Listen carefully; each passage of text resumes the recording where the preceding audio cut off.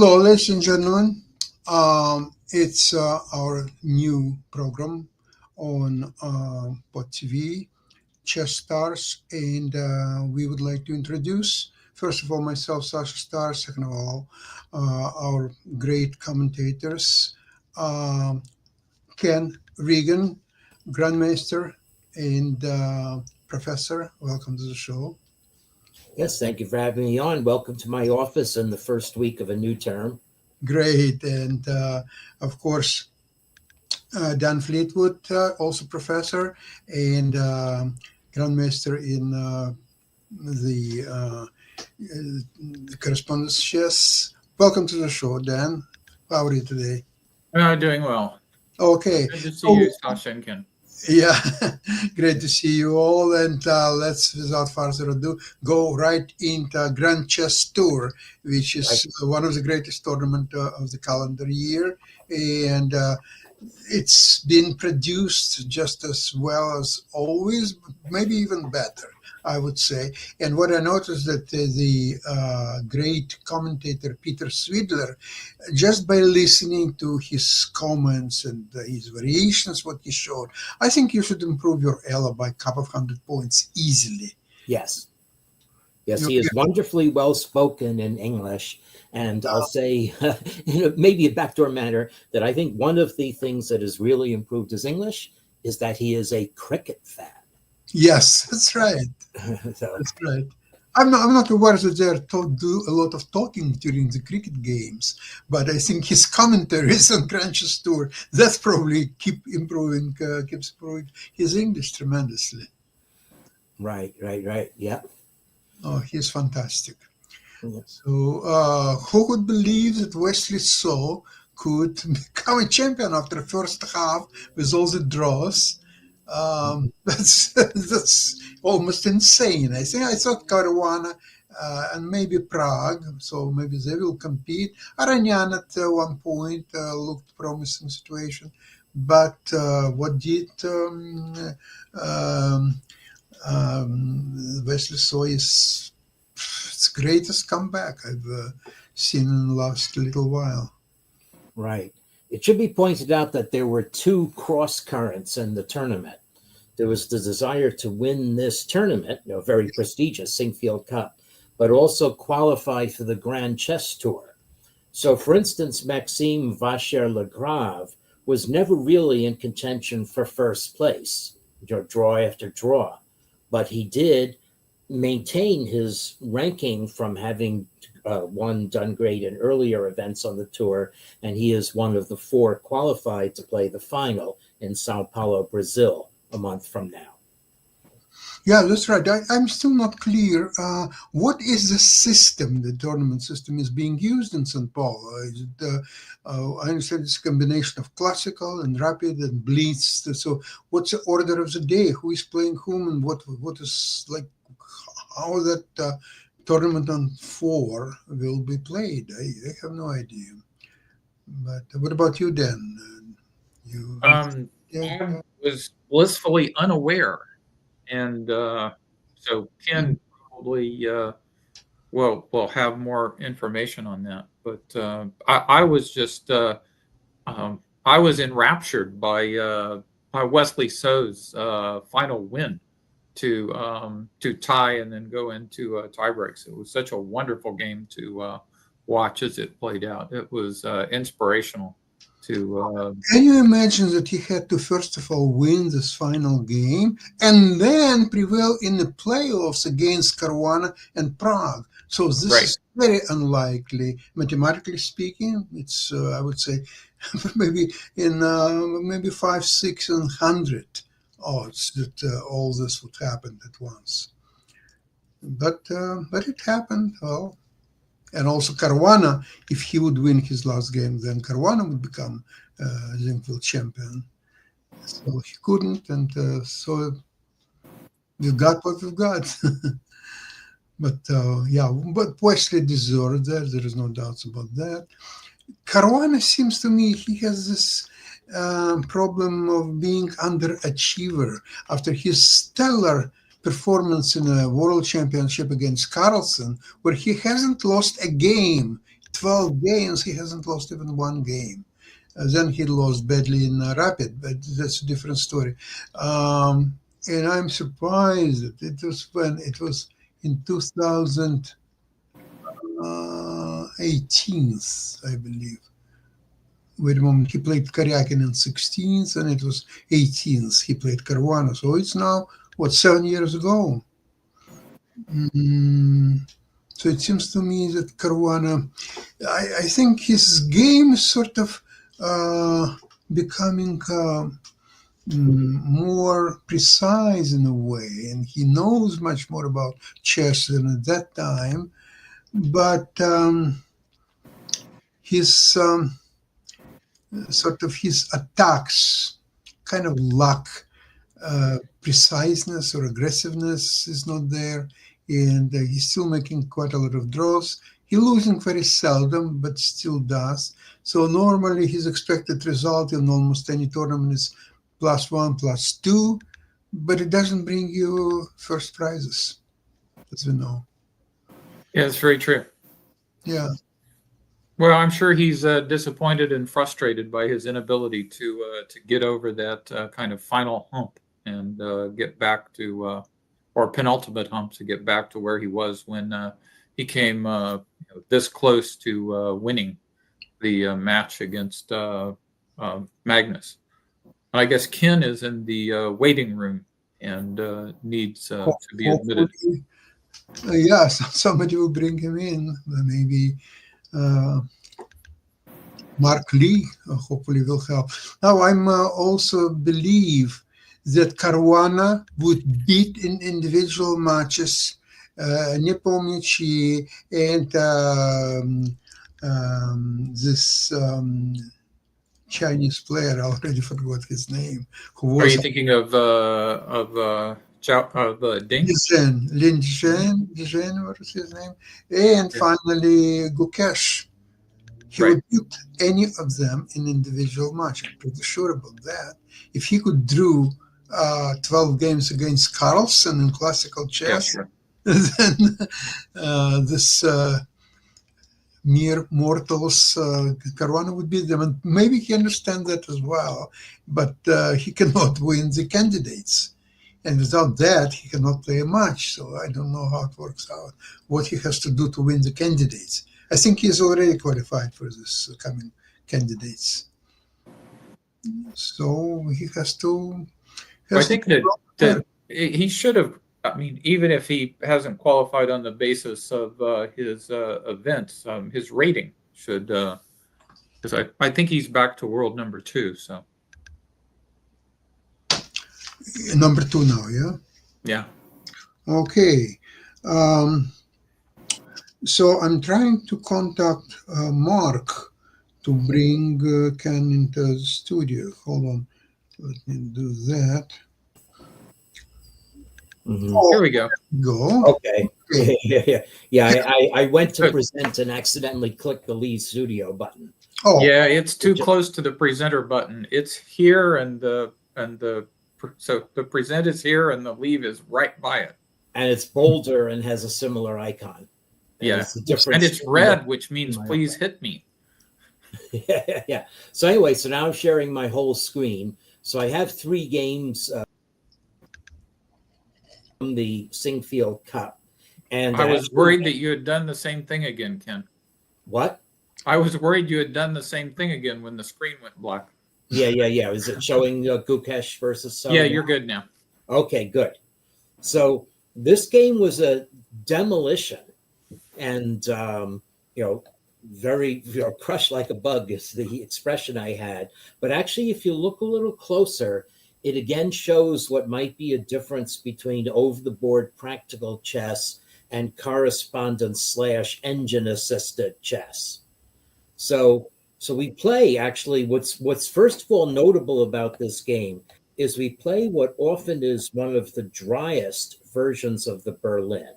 It's where we keep the queens on the board, but the e-file pawns are exchanged, and often a lot of pieces are exchanged on the e-file. So, there are ways this usually unfolds. Black can play rook e8 right away, or black moves his knight, but often exchanges happen and it's difficult to drum up play. But these two players managed to create some fireworks very, very quickly. So black puts his bishop there. So black has to solve a problem of not being muscled out because white has, well, a nominal development advantage, but mostly white has a rook on the e file, black not yet. So black therefore can't really safely retreat the bishop to e7, or at least not conveniently, and that would give up the two bishops anyway. So white plays g3, and black retaliates by attacking white's knight. So now if white's knight moves, then black's bishop is going to be comfortable on e7 or f6. So white puts more wood on the fire, making black's knight move. And now suddenly we have a very unbalanced position with broken pawns. Okay. The computer is saying this is fine for black. So white plays here, black plays, queen takes h4. In fact, over the board, coming into this position, I might be a little afraid to play this as white. But let's make two more moves, and then we can see more of the character of the position. White gets in d4. And now, actually, even though black is up a pawn, it's a damaged pawn. White has two bishops, and white has a better, smoother development. And the position actually has much more danger for black. Okay, well, one thing, if the d5 pawn comes off, white will have an advantage in the center. White, even though white's king is open, black cannot really attack it. The bishop on g2 is a good defender. Whereas you can easily imagine a scenario where white is open g-file is going to lead to an attack on black's king. White has 4 pieces that can pressure the king side right away. Black has only 2 defenders there. Rook on f8 maybe really not counting yet. So anyway, so weirdly enough, the computer assigns a small advantage to black, but only with the very progressive idea of playing a5, intending rook a6 possibly, and not rushing to develop the bishop on c8, and just increasing the scope of black's position. So oddly enough, wants to play a5 and then play d6. Like, this really is 5-dimensional chess. You play this, and then I think you're going to want to play rook a6, but no, that would be a bad move. Now you play d6, okay. And then what's going on? White takes a pawn, and now you have the bishop here, but why was it important that your pawn's on a5? I don't know. I'd have to analyze this position very deeply to find out. What black did in the game seems, on the face of it, saner, but it seeds. He played d6 first. Okay, you're going to solve your defensive problem rather than the time-wasting a5, which black didn't even follow up. But by the mysteries of chess, black will be lost in 4 more moves. Okay, bishop e6, natural move to gain development on open lines, pressure f2 if white takes it. Computer wanted black to retreat and consolidate with queen f6 or knight e7. But anyway, so bishop e6, white plays bishop takes. Now black gets rook to the e file. This can't be bad.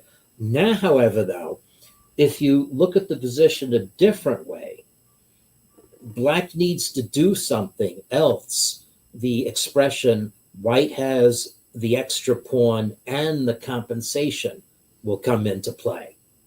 White has 2 bishops, control of the center, and an extra pawn.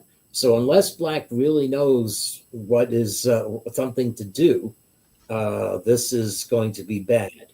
So bishop c6, and black didn't know anything to do. So it turns out that the thing to do in this position is to be really brave and play on white's light squares. Do this and not even capture the bishop. Oh my goodness. Queen h3. There is no chance of seeing this. Over the board. There's no No chance way. of seeing this. Yeah. No way. Yeah, but there we are, a computer saying black can hold the Oh my line goodness. with this play. But now Gukesh did not run himself down on time. Gukesh still had half of his initial allocation. Um, they're playing the FIDE standard time control, so he very automatically played Rook E7. But now, after a couple more moves, black will be very obviously lost. So Bishop D2, just connecting to the rook on E1, and then now D5. Okay, but white has time to prevent the infiltration on H3 and prevent the organization of white's pieces. And I think actually, even though the computer is saying less than a point advantage, I think actually black is objectively lost here. Or at least with the fact that you realize you have to play a retreating move, Queen F6, you've lost your way. And part of my reason for saying this is, in fact, white's edge is able to survive several inaccuracies. I don't think white has to be particularly accurate here. There's nothing that black is doing. White has a very obvious plan of making use of the 4 versus 2 on the queen side. So white just plays king h1, more potential energy for white's position. The g file might come into play, but black puts the queen there. This is has to be said is even awkward, because now a potential rook g1 will arrive by tempo. Although in fact I think black has knight h4. Yes. So tactically, black has knight h4. Otherwise, black would be really dead lost in this position. And this is okay. So, however, white played rook e5. And this shows as an orange move. So bishop f4, developing the bishop more accurately, might have been more to the point. And black, could have played knight h4. But actually, if you look at the evaluation, it's actually going to go up a bit for white.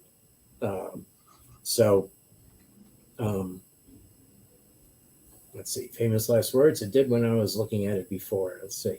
Queen G3 probably would do. Yeah, Queen G3. Queen G3 is the only move. Yeah, and then Bishop G4. Now the evaluation has started going up a little bit. Yeah. So Bishop G4, and then Now now rook takes. and then Knight F5. This is again some very tricky dancing. Yeah. White does have to worry about mate. On the other hand, after Queen G2, Knight takes E7. There's not any immediate threat. And as I claimed, the evaluation, well, it went up for a bit, and now it went down again.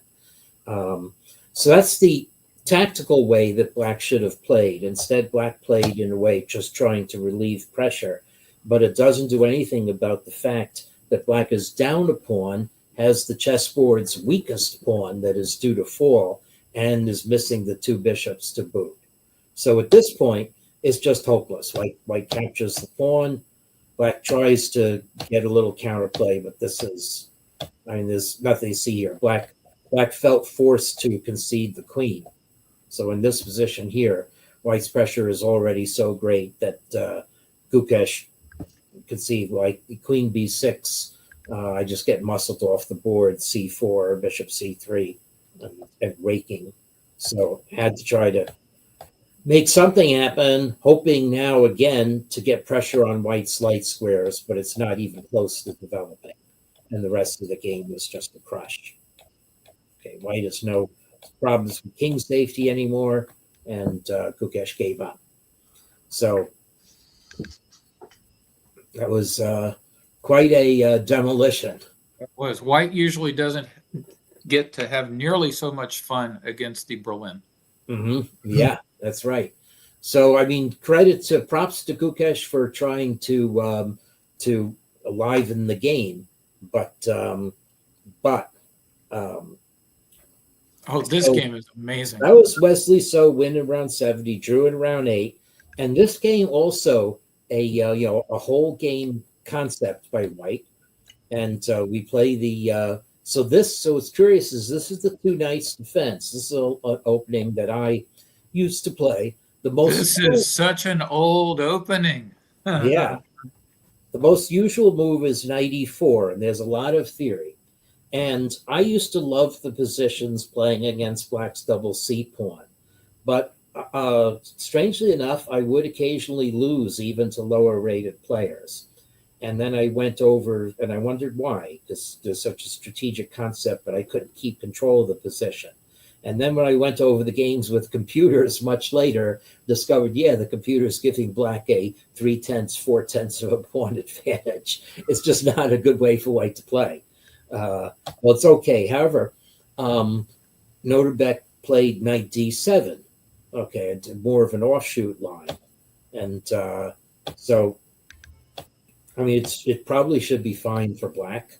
But this involves playing the knight back to b8 now in order to guard c6. Now, black does have the two bishops, and white has to be careful about c5. And white isn't marshaled to take control of c5 as quickly as happens in other lines where the knight being on e4 does allow white to develop with tempo. Like it solves the problem of developing white's b knights. The knights come out, get exchanged, and white gains a tempo. So anyway, here is where Peter Svidler, in his commentary, said that black chose an inferior strategy.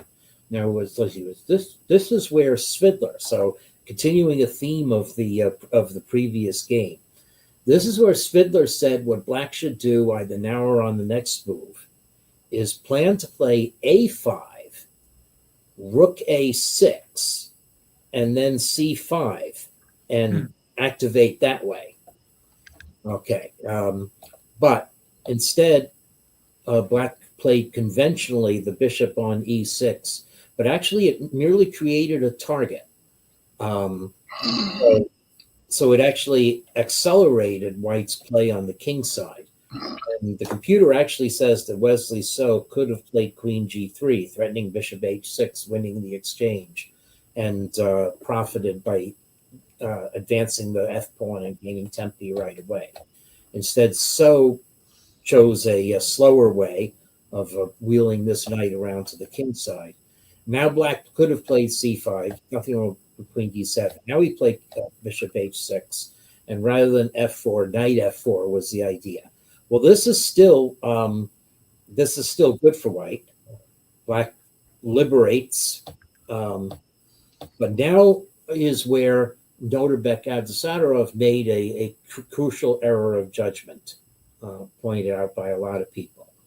And black should capture on c4 to open lines, even though it's going to leave abysmal isolated pawns on the open file, and even though e6 is also a weakness. But you need to raise the potential energy in your position.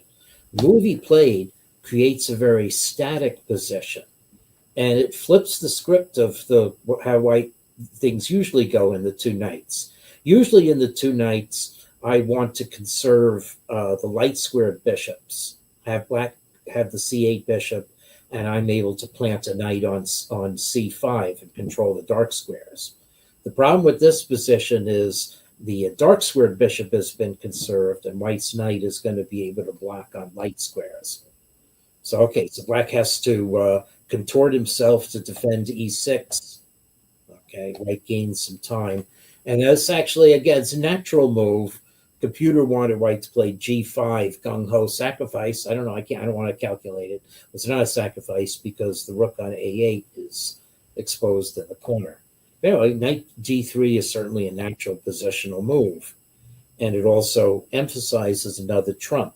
Black's pawn is blockaded, whereas white has a mobile majority ready to go with f4 and f5.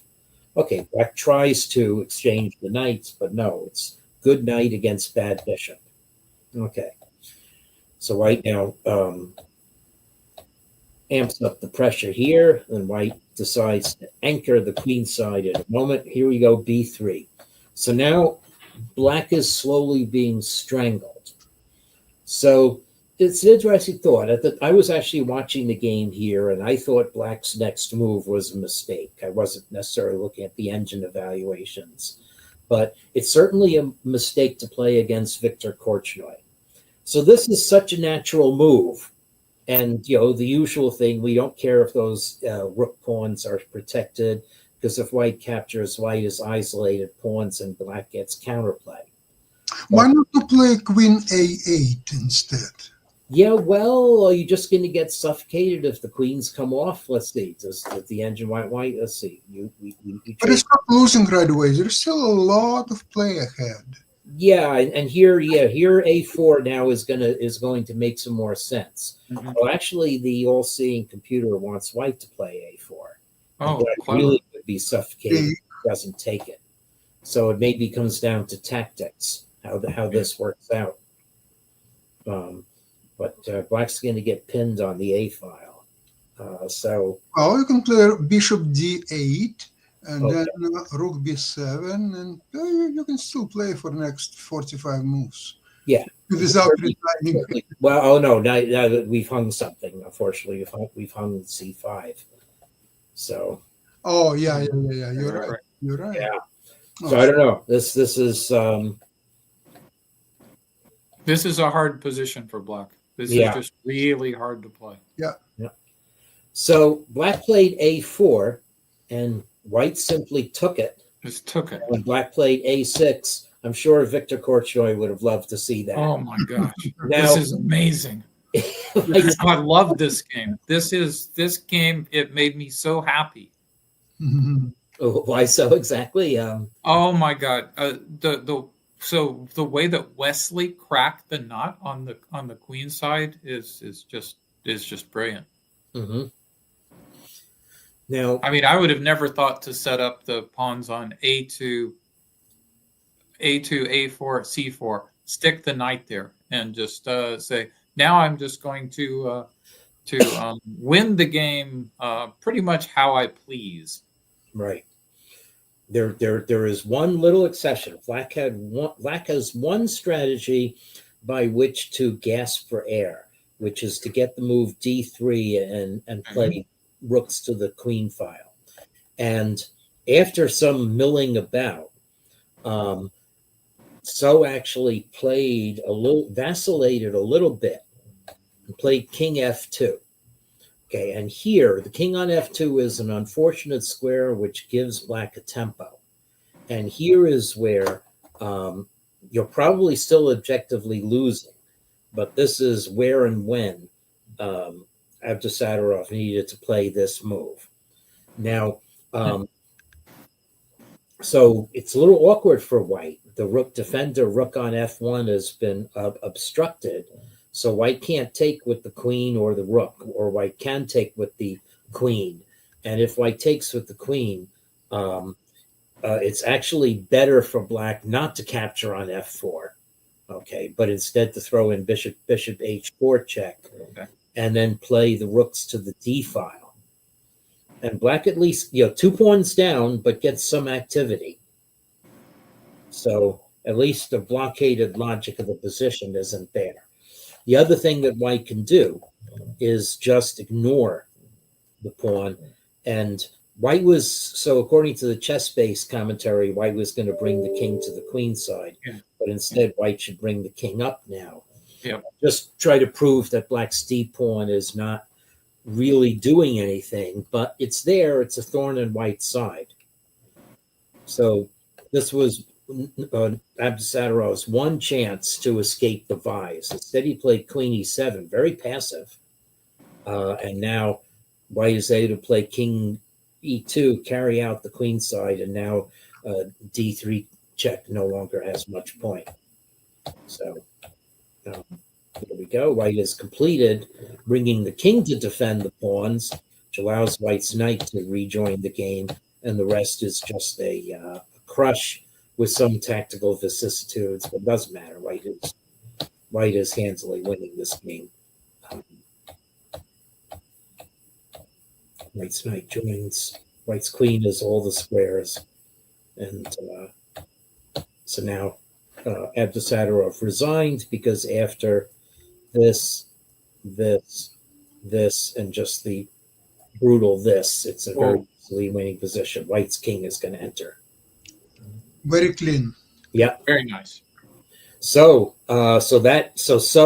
therefore, winning those two games pulled Wesley into a 3-game playoff, which where Praggnanandhaa beat Caruana in the first round, but then Wesley So played another blitz game, but a nicely positional game to win, and then held off Caruana quite comfortably in the blitz.